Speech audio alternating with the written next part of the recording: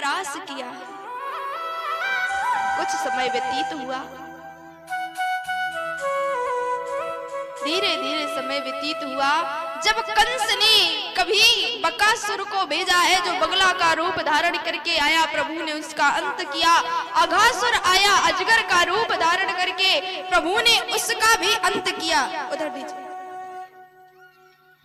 प्रभु ने उसका भी अंत किया है। अनेक राक्षसों का, दुष्टों का अंत किया प्रभु ने।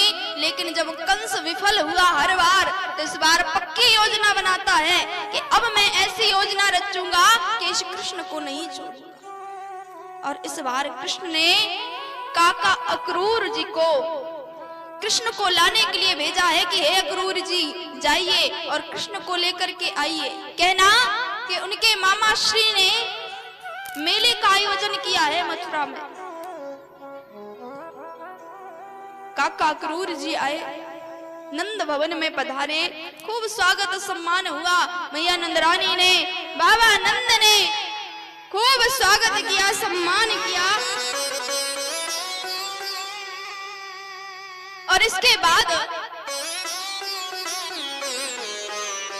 जब अक्रूर जी जाने लगे, तो जाने के बाद कहा कि हे मैया नंदरानी, हे बाबा नंद, मैं कृष्ण और बलराम को साथ लेने के लिए आया था। क्यों?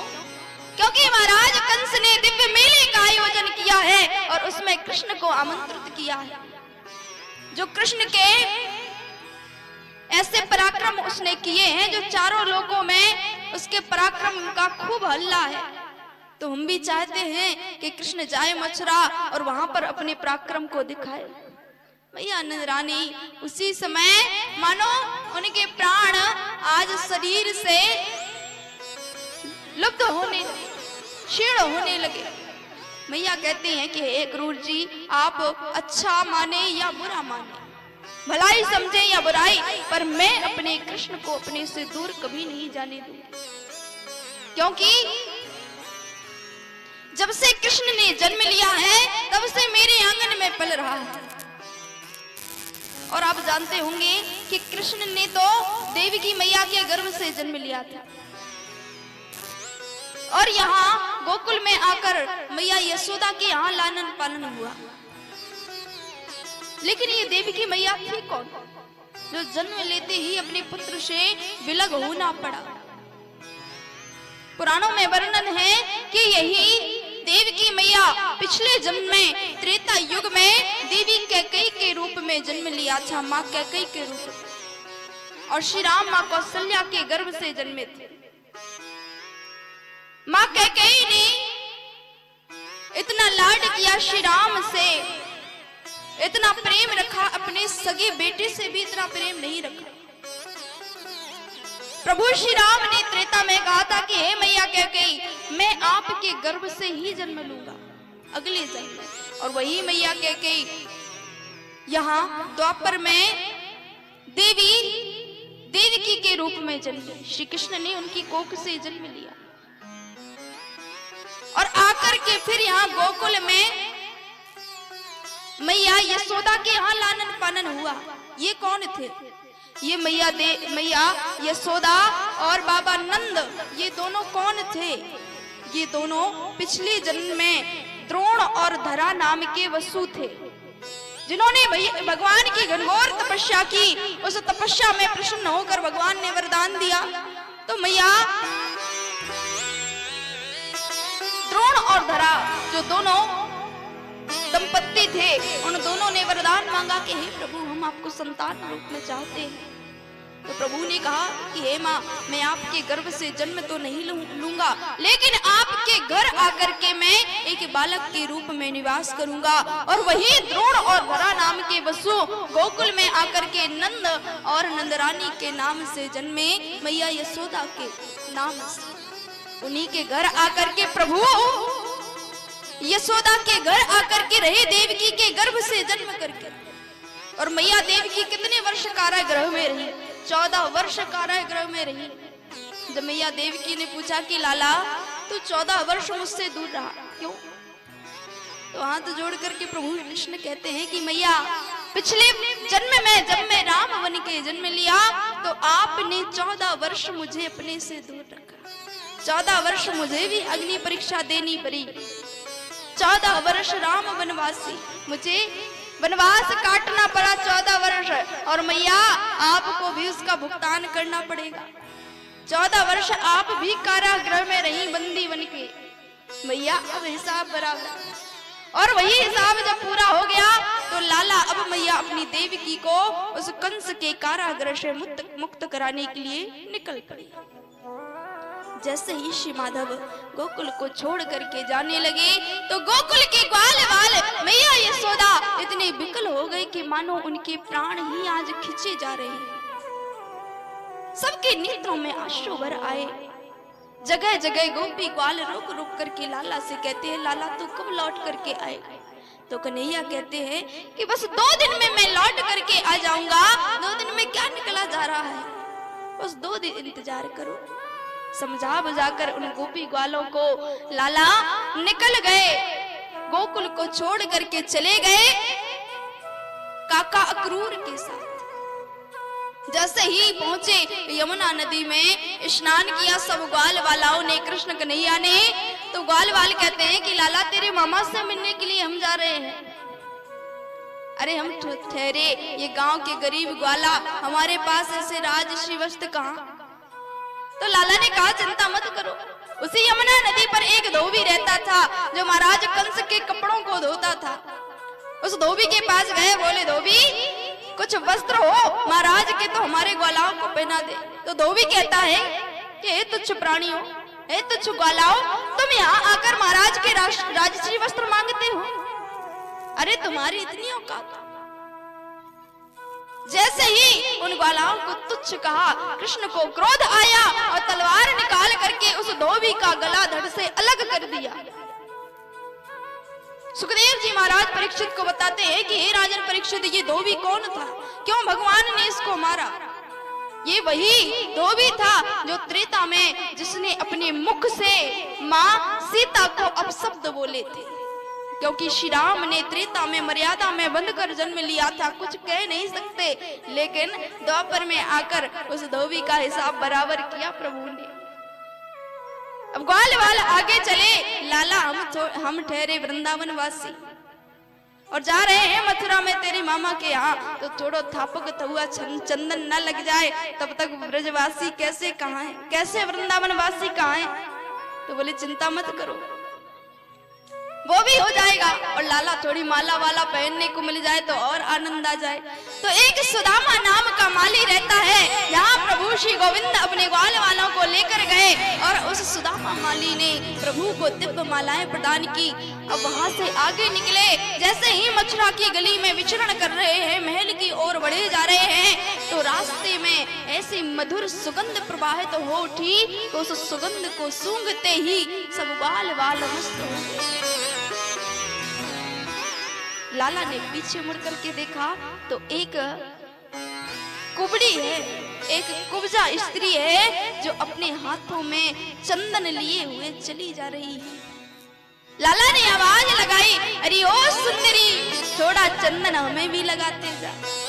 जैसे ही कुब्जा ने मुड़ करके देखा तो देख करके भगवान माधव की छवि को देखकर स्तब्ध रह गई। ऐसा सांवला रूप, ऐसी मनोहर छवि है, लेकिन जब कहा माधव ने कि हे सुंदरी थोड़ा हमें भी लगा दो चंदन, तो उस कुब्जा के नेत्रों से अश्रु बहने लगे। वो कुब्जा कहती है कि लाला तो देखने में तो बड़ा ही मनोहर है, तेरे मुख को देखकर लगता नहीं कि तू ऐसे किसी का मजाक बनाएगा। अरे मैं शरीर से कुबड़ी हूँ, कुब्जा हूँ, लोग मुझे कुब्जा कहते हैं तब मुझे उतना बुरा नहीं लगता। क्यों? क्योंकि मैं कुब्जा हूँ तो लोग मुझे कुब्जा कहते हैं, लेकिन तुम तो मेरा मजाक बनाते हो। मैं तुम्हें कहां से सुंदरी दिख रही हूँ जो तुम मुझे सुंदरी कहते हो? तो श्री कृष्ण कहते हैं कि भैया तू सुंदर है, इसीलिए मैंने सुंदरी कहा है। क्यों? क्योंकि लोग तेरी बाहरी दिखावट को देखकर तुझे कुब्जा कहते हैं, लेकिन भैया तेरा मन जैसा निर्मल है, उस सुंदरता को मैं देख पाया। आज उस कुब्जा के नेत्र झरझर करके अश्रु बहाने लगे। लाला को अपने हाथों से उस कुब्जा ने चंदन लगाया, ग्वालाओं को चंदन लगाया और परिचय दिया कि हे लाला, मैं कंस के महल में रोज नित्य चंदन लगाने जाती हूँ। और नाम क्या है? मेरा नाम देवी सैरंद्री है। मैं रोज महाराज के यहाँ चंदन लगाने के लिए जाती हूँ। लेकिन जब ग्वाल वाल मजाक बनाते हैं कि लाला तू भी 3 जगह से टेढ़ो और या मैया भी 3 जगह से टेढ़ी है कुबड़ के कारण, तो लाला तेरी जोड़ी अच्छी जमेगी दोनों की, एक काम कर ब्याह कर ले। जब ऐसे मजाक बनाते हैं लाला की, तो लाला ने कहा तुम देखते जाओ बस। और मैया का हाथ पकड़ा उस कुब्जा का गोविंद ने, और जो ही कुबड़ पर हाथ रखा एक झटका मारा। देखते देखते वो जो कुब्जा थी एक क्षण में एक दिव्य सुंदरी परम सुंदरी के रूप में बदल गई। राजन परीक्षित को सुखदेव जी महाराज बताते हैं, परीक्षित जब प्रश्न पूछते हैं कि महाराज ये कौन है जो एक क्षण में परम सुंदरी बन गई, ये कौन थी? तो बताते हैं कि ये वही थी जो त्रेता में श्री राम के पास गई और बोली थी, न तुम सम पुरो सरामो समनारी, तुम सम पुरो सरामो समनारी, तुम सम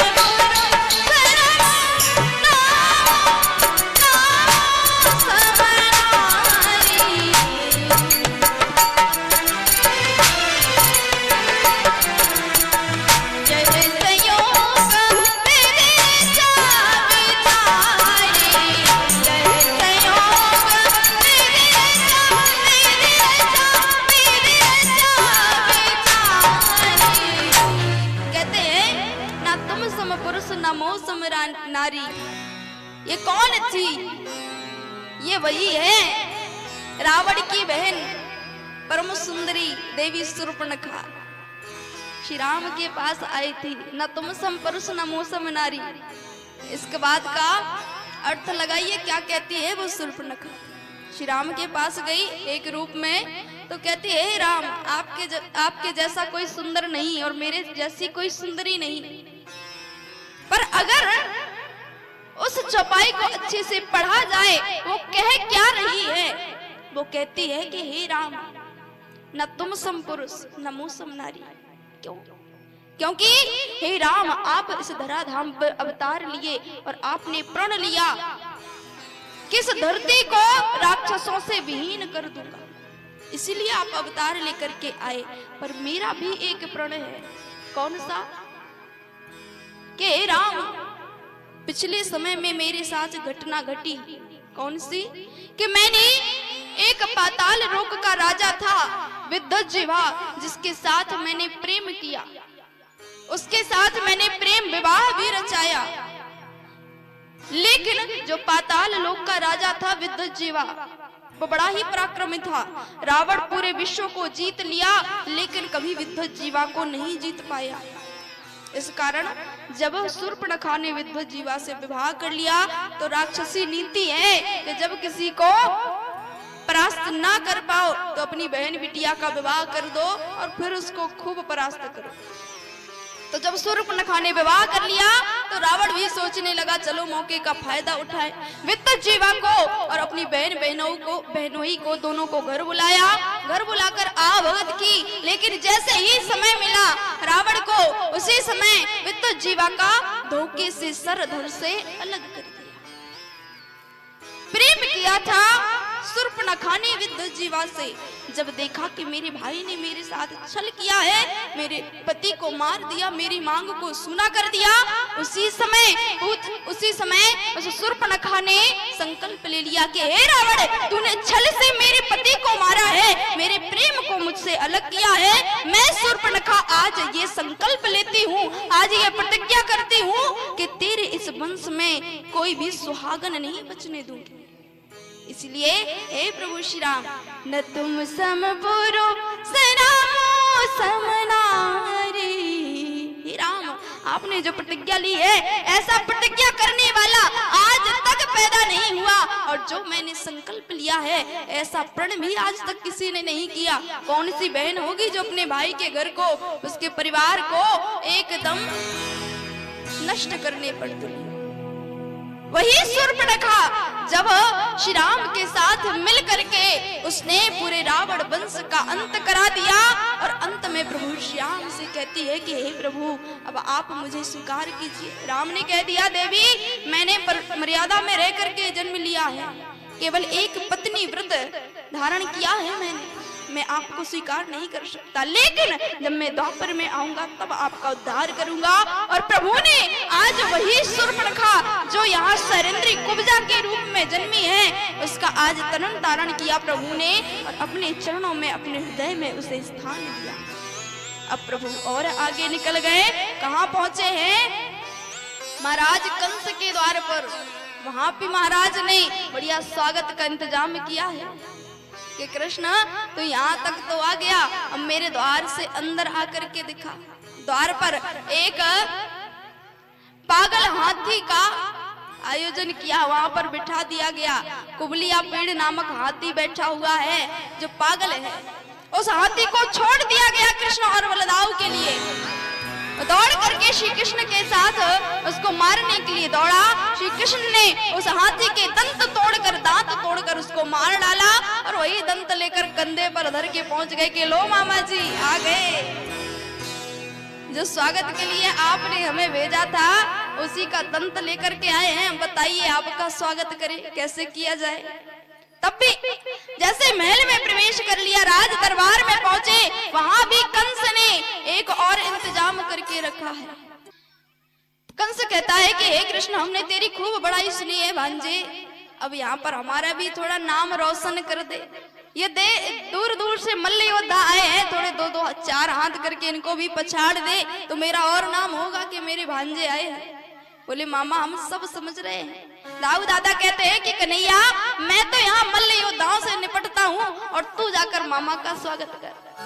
दाऊ दादा ने यहाँ मल्ल योद्धाओं को पछाड़ा, उनको परास्त किया और कृष्ण चढ़ गए जहाँ ऊंचे सिंहासन पर कंस बैठा है। उस सिंहासन पे चढ़ करके कृष्ण ने मामा के बाल पकड़ के चोटी पकड़ के जो पटका धरती पर और छाती पे बैठ करके एक मुक्के में ही प्रभु ने राम नाम सप्त कर दिया।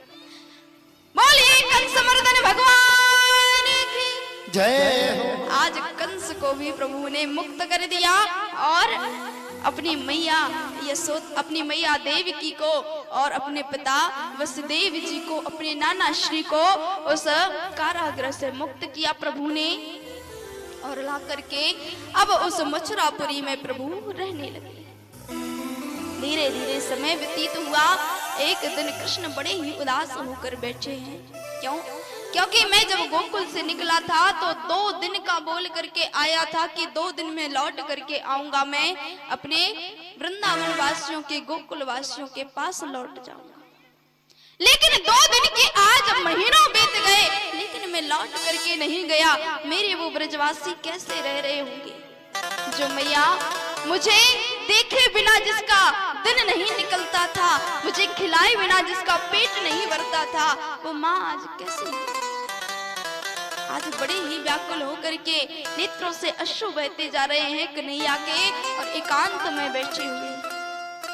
तभी वहां श्री कृष्ण के मित्र कौन? श्री उद्धव जी महाराज का आगमन हुआ। उद्धव जी आए, कन्हैया को रोते देखा तो कहा कि हे कन्हैया क्यों रो रहा है, क्या बात है? सारी बात बता दी कृष्ण ने अपने मित्र कन्हैया को कि हे उद्धव, मैं जिस दिन से गोकुल को छोड़ करके आया वृंदावन को, मैं कह करके आया था कि मैया 2 दिन में लौट करके मैं आ जाऊंगा, लेकिन जो व्रजवासी मेरे बिना एक क्षण भी जीवित नहीं रह सकते, मैं उन्हें कह करके 2 दिन का आया था, पर आज महीनों बीत गए। पता नहीं मेरे वो ब्रजवासी कैसे होंगे। जाकर के छोड़ा, तू जाकर के उनका संदेशा लिया, उनका हाल चाल पूछ के। उद्धव जी कहते हैं कृष्ण तू चिंता मत कर, मैं जा रहा हूँ और बड़े अच्छे से समझा करके आऊंगा, तू चिंता मत कर।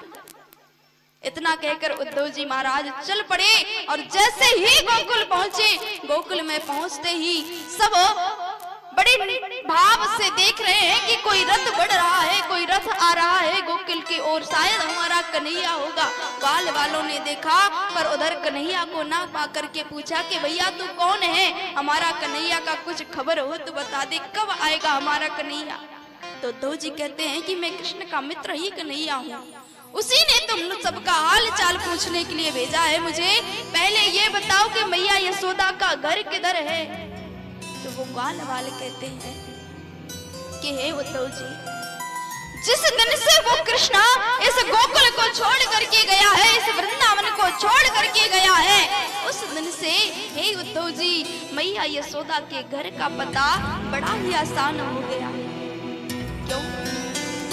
क्योंकि हे उद्धव, जिस दिन से वो कृष्ण छोड़ करके गया उस दिन से मैया यशोदा का घर का पता बड़ा आसान हो गया। क्योंकि जो मैया है ना, जो मैया भोर होते ही सबसे पहले अपने लाला का मुख देखती थी, वही मैया अपने महल के कोने में टिक करके बैठी बैठी रोज अश्रु बहाती रहती है। आज तक उस मैया के नेत्रों से अश्रु की जलधारा नहीं रुकी। कोई ब्रजवासी ऐसा नहीं है जिसके नेत्रों से अश्रु ना बहते। अरे हम लोगों की तो छोड़ो, जिन गैयाओं का दूध पीते थे श्री माधव, वो गैयाएं भी आज जब से आज तक नित्य अश्रु बहाती रहती हैं। उनके आंखों से आज तक आंसू की धारा नहीं रुकी। इसलिए हे उद्धव जी, वो जब निरंतर रोते ही जाते हैं बराबर, तो उन्हीं नेत्रों की अश्रु धारा एक जल की नदी में परिवर्तित होकर के एक धारा बनकर मैया यशोदा के घर से प्रवाहित होती है।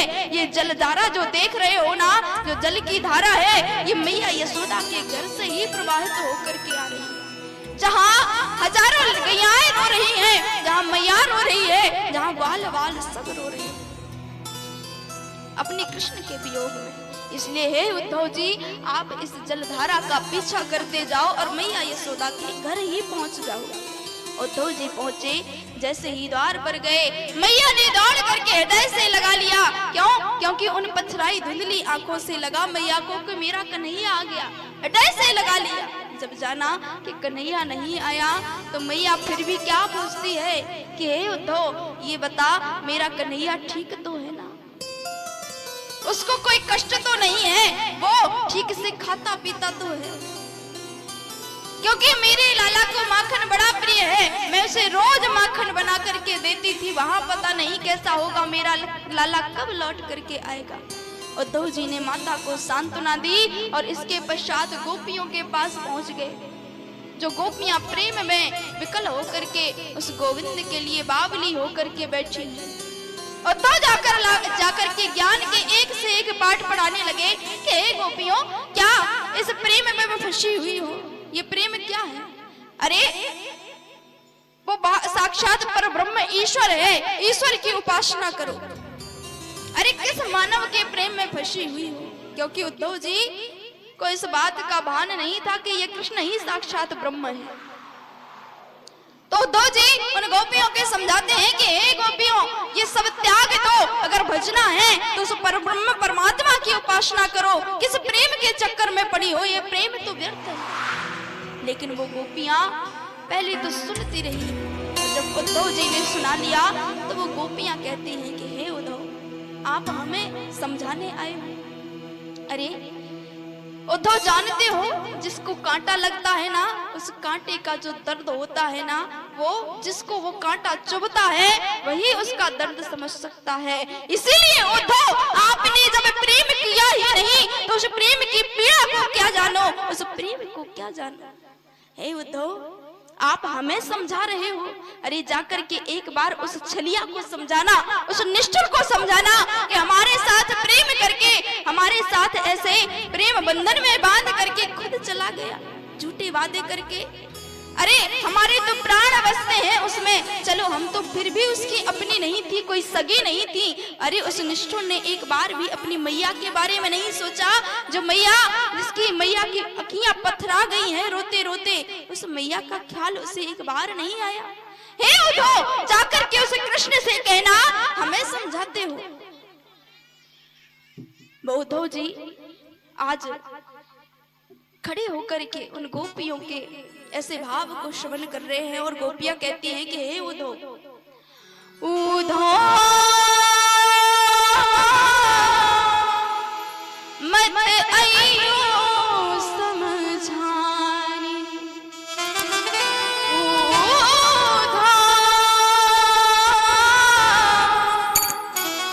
मत आइयो समझानी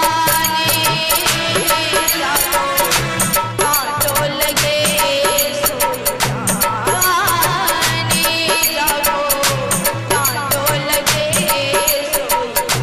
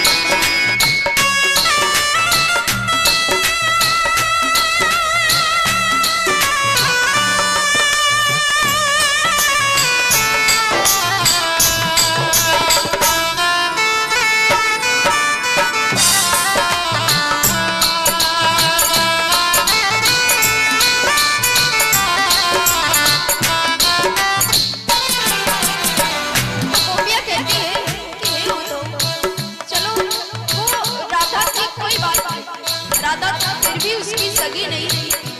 अरे एक बार भी उस मैया की उसको खबर ना आई, वहां दूर बैठ करके क्या संदेशा भेजना है कि हम कैसे हैं।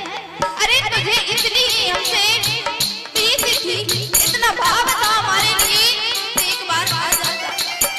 अरे दूर बैठ करके केवल दिखावा